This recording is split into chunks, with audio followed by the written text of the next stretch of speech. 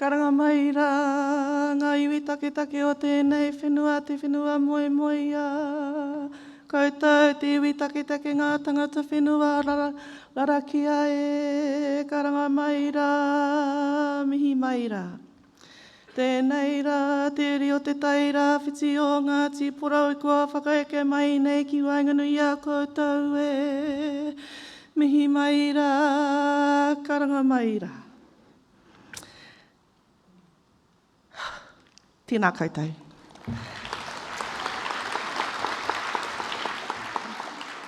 I acknowledge the Indigenous peoples of this ancient land, the Larakia Nation, Auntie Billawara. I greet your sacred waters and mountains. I acknowledge those who have passed on. I acknowledge the thousands of years of knowledge and wisdom inherent in those who live now. In our language, we call those taonga tukuiho, treasures handed down. For your warm welcome to your country, I thank you. To the Honorary Selina Uibo, inspiring Indigenous women, taking the table, taking their place and their space at decision-making tables. It was wonderful to hear that last night. To the Lord Mayor Vatskalis, all of those who warmly welcomed us last night and this morning, thank you. Thank you for your welcome to this beautiful sunny city of Darwin. And I wish you all the best in the yes vote, the voice to Parliament. I also want to thank the IACD and all of the organisations that have been responsible for hosting, for the organising committee for preparing, and all of the hours and many months of planning to have this go ahead. And I'm honoured and humbled, though kind of nervous, to be opening plenary speaker today. Tēnā koutou. And thank you, Jamie and Sylvia, for emceeing this event. Thank you, Jamie, for your efforts in pronunciation. You did really well. I appreciate it. Okay, so I get to use this thing, right. Oh, pointing that way? Or that way? Ah. Okay, the edge. That's where I'm from. I just got to get this. Oh, sorry, what did I do? You can tell I've done this before, eh? Okay, so I've come from Aotearoa. And this little bit here, that's this. So I flew from my 3 hours drive to the nearest airport, which isn't even on this map, down here somewhere, and up to Auckland, over to Melbourne, and then up to Darwin. My place in the world is the first in the world to see the sun. A little place called, Hicks Bay on this map.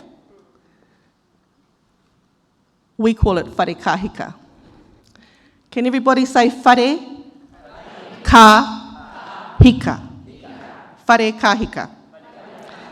Thank you very much. We shall just wipe that Hicks Bay off the map.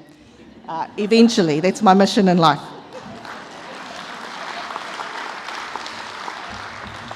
Who happened to be first mate on Captain Cook's ship, the Endeavour. They didn't even call in for a cup of tea.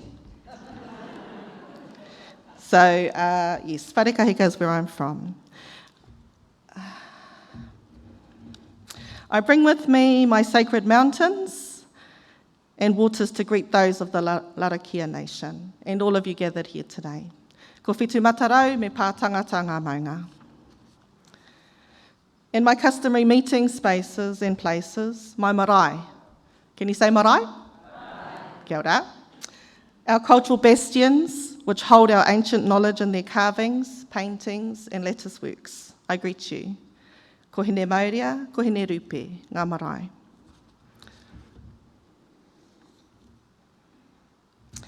Oops. and my people. Te whānau tūwhakairiora, te whānau Henerupe, te whānau Teaupari, of the Eastern Tribal Nation of Ngāti Porou. Can you say Ngāti? Porou. Jamie, Ngāti? Porou. Excellent. I'll have you all speaking Māori by the end of this. We greet your people, past, present and future. And I introduce you to Iwitia, my papakainga, my home where my ancestors lived before me, the land upon which my parents worked and are buried, and upon which my children were born. Whenua ki te whenua. Whenua meaning land, and also placenta. A custom lost to my parents' generation, alienated from their lands, but reclaimed by my generation. Returning placenta of our children, their whenua, to their land, their whenua. Re-establishing connection to Papatuanuku, Mother Earth, and our responsibility not to own her, but to care for her and hold her in trust for future generations. This connection to whenua is key to our culture. So we do our Mother Earth no further harm, and to leave this place better than we found it. Am I a good Neni? Am I a good tipuna? That's the title of my presentation today. In our Māori culture, it's important to state the land and water one belongs to, the people one belongs to, and finally, as an individual, who we are. So in our culture, it takes a village to raise a child. All of these people and places, my village who raised me, who raised my children. I'm a mama, an auntie, sister, cousin, Neni. I'm the youngest of 8, and the only one in my whānau who can speak our language. My parents were of the generation who had it beaten out of them at school. Consequently, they didn't want any of us to go through the same thing. I was born in 1972. Who was born in 1972? Anybody in here? It was a great year. The year the Māori language petition was taken to Parliament in Aotearoa. And while I was an accident, certainly a surprise to my parents after a 7-year gap, was it really an accident? Or perhaps my tipuna had other plans. My tuakana, my elder siblings, certainly had bigger plans for me. I was going to university, full stop. And at university committed to reclaiming my language and revelling in my new learnings of this wonderful thing called Te Ao Māori, the Māori worldview, a revelation, liberating and empowering. And it was there I was introduced to activism as we marched through the halls of the university to support 2 of our friends who dared to write their exams in Te Reo Māori, an official language of our country. That's now something commonplace.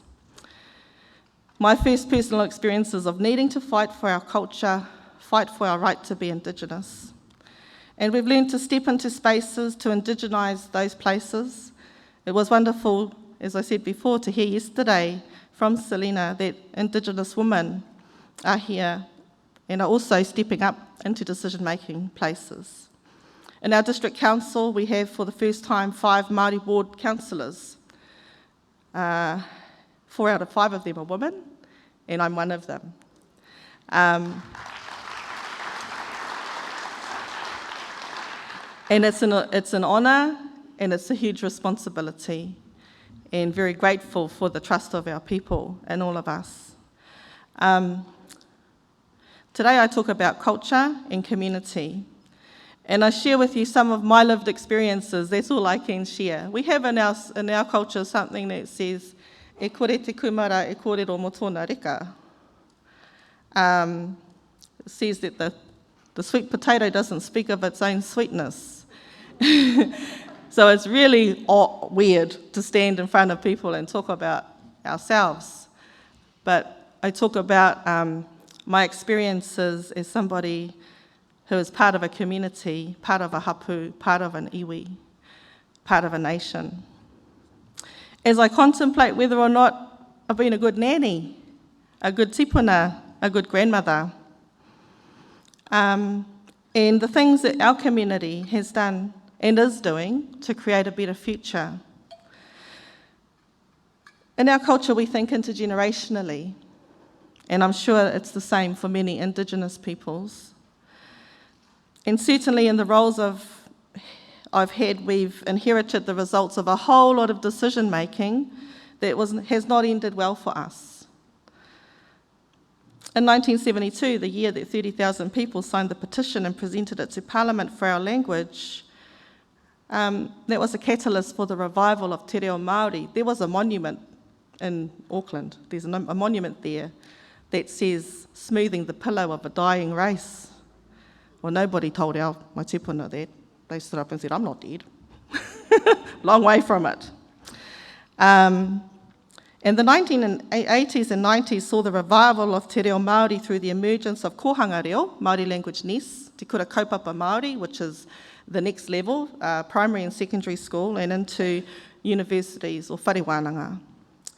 So these photos here are from a time in 2004 working with one of our Māori universities, Te Wānanga o Raukawa. We established marae-based studies in our marae along the Tairawhiti where I come from. Starting at my marae hene rupe, that's it there. That one there in the background. And then it's spread out more into a broader kaupapa called Te Ururangi o Te Mātauranga, with a vision of reversing the urban drift of the 60s and 70s. So post-World War, World War II, I need a whole nother day just to talk about the history of Te Tiriti o Waitangi, Declaration of Independence, and into the impact of colonisation on our people. But in the 90s, 60s to 70s, there was a huge urban drift where people left our tribal lands and went to places like Wellington, Auckland, Invercargill to seek a life for themselves and their families. So this kaupapa, or it's not a project, I don't know what the word is for kaupapa, but this thing dear to my heart sought to return people to their homelands. And over the following 10 years, we achieved that, with many of our graduates now working and living in our region, actively contributing to their whānau, marae, hapu, and iwi. It reconnected many with their whakapapa, their whenua, their land, their whānau, their family, that is, their culture and their identity. This journey reconnected me not only with our own hapu, but with my many whanaunga across my tribal region. Kaitiakitanga, often translated as guardianship, trusteeship.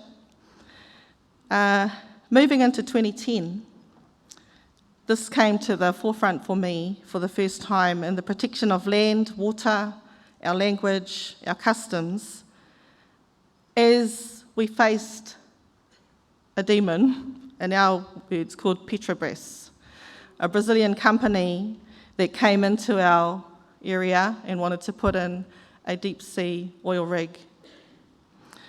It was something that stirs deep in your puku, in your stomach, churning a sense of dread and fear of what's to become. So our little hapu of, 100 or so people, joined with our neighbours, Te Whānau Apanui, to keep deep sea drilling out. And this showed me the power of social media, of doing what is right, of thinking intergenerationally, of working with others towards a common goal, and of belief and faith in the seen and unseen. Against all odds, we fought, and we won that battle.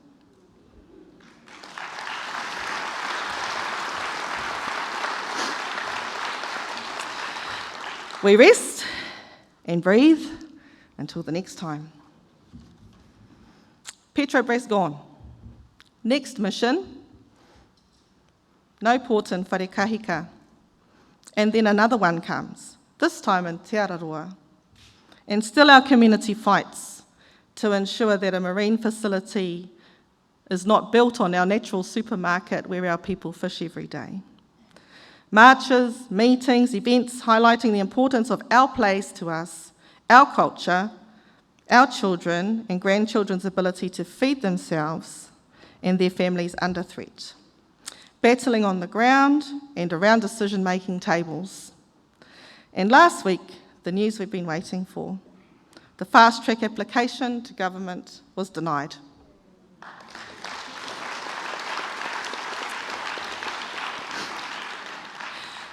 So we breathe, exhale, again, we rest until the next time. So what do we do to ensure our future is secure and that our home is not overtaken by unwanted developments? I talk to you now about this tiny little charitable trust called Te Aroha Kanarahi Trust, established by my whānau some years ago. Our vision is matakawa pea-free 2050. That means no pea, methamphetamine, no pine trees, talk about that later, no pollution, no poverty, no plastics. This work is hard work, and it's also hard work. It's the most significant and requires long-term investment and energy. It's why going from an urban drift to a rural drift is really important for us to keep the energy, the motivation, the fight going. Kaitiakitanga, as I said, is one of our cultural values, protecting our people through good information, through keeping others out, through keeping them safe at home, as we did from 2020 to 2022. We worked collaboratively with other hapu communities across the East Coast to keep COVID out and to keep our people alive. My mother died on the cusp of lockdown 2020, not from COVID, but it was a very hard time, as for our people, when somebody dies, being able to tangi, to cry for them, to be together, to give each other support, is critical to our healing and our grieving process. And we weren't able to do that with our mum. It was the most difficult thing to tell my whānau and our friends, don't come.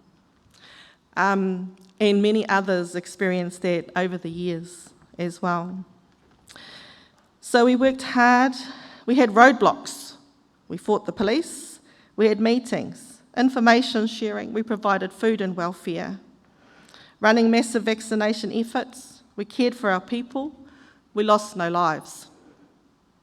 Rest, breathe, reset for the next battle. Oopsie. And then this happened. You have the dry, and I've just learned from Auntie B, there are 7 seasons here. But we're in the moment, you have the dry, and you have the wet as well. And back home, it's been wet for many months. And I think of my whānau back home at the moment, it's still raining. They don't appreciate my photos of sunshine from Darwin. More roads closed. This bridge that you can see broken there is a critical lifeline between where I live and Gisborne. It's a 3-hour journey. That is State Highway 35. That was broken for 4 months. It is the only road to our hospital, to our food supplies. That's it. And last week, we had a bridge reopened, which helps with connectivity again. And we also, whānau who owned land around there, put in an alternative route for us to also use.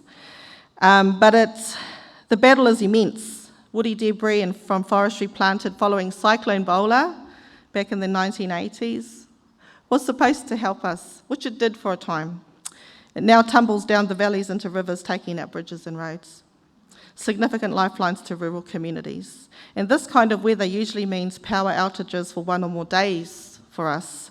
No access to or from critical health services, no school, no supplies in or out. Communities like ours face inward to ensure our whānau are safe and that we have the basic necessities needed to survive this time and to prepare better for next time.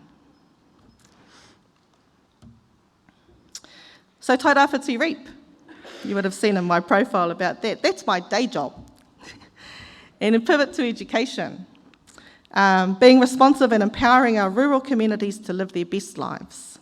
This involves working alongside our rural schools and early childhood centres to complement the work being done by teachers, Some innovative, creative and out-of-the-box thinking is required to ensure our children don't miss out, despite weather events, despite lockdowns. And I just want to mihi to my team, who do amazing things for our children, and to all of the teachers who continue against all odds to make sure that our children receive a great education. As well as the children, manaakitanga, caring for, being hospitable, enhancing the mana of other people, and whanaungatanga, relationships, continues into our work with adults, providing adult community education classes on a range of foundational courses, but most recently, due to the impact of Cyclone Gabrielle, our classes focus on skills that can better prepare people for future events. Interesting, Korean kai is taking off. We didn't think it would. But we only have fish and chips, or chips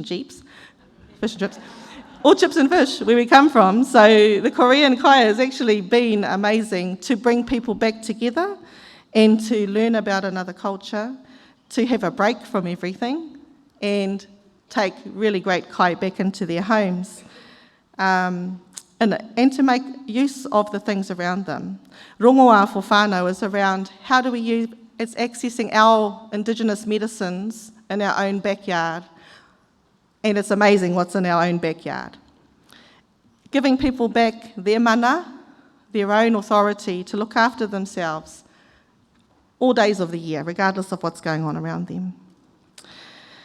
We have an amazing award-winning driver licence program, working with the New Zealand Transport Authority, that eliminates all barriers to rural drivers in obtaining their licences, which in New Zealand is a very expensive process. And a driver's licence for many has transformed lives, especially in our rural communities where we have no access to public transport. And it's 3 hours to the nearest testing station. Over 400 rural students since July 2022 have come through our program, and we now have our own community driver testing officers, which is a first for the country. They can now drive to work, take their children to sports and cultural events regionally and nationally, take their elders and their children to critical health services. And back to Te Aroha Kanarahi Trust. While continuing to ensure the safety and well-being of our communities of Wharekahika, Pōtaka and Waikura, also keep our eye on getting past surviving to thriving. Education and training, building local businesses, working with local authorities, other like-minded community organisations and our iwi authority. We build capacity and capability to survive and to thrive into the future. In our paradise, independent, self-sustaining, built on our cultural aspiration and our belief that we hold our land, our waters and trust for future generations, that we should do no further harm to our mother Papa Tuanuku. In all of the work I am interested in and others on this journey, we ask, are we good ancestors? I would hope my future grandchildren will say, ai Neni, he tipuna pai koe. Yes, my Nan, you were a good ancestor. Take enough for today, think of tomorrow. I finished today with a song, and it talks of going home. So at the end of something, we always have a song, which talks, and this one talks about going home to my maunga, to the place where I live. Composed by a nephew of mine who's kind of famous now, Rob Ruha. Takiri te ata, korihi ngā manu, I raro I te maru, o te maunga patangata. Te tō mai rangi, ki te hoata e, te rā apu ke kauere, whetu matarau kei tā whiti. Tū mai manga mate, tū mai te toki, whakaheia ki rungara, ko puke amaru, ka tō te rā, ka puta ngā whetu, me koe taku hoki atu, ki te maunga pātangata, ki te maunga pātangata. Tēnā koutou.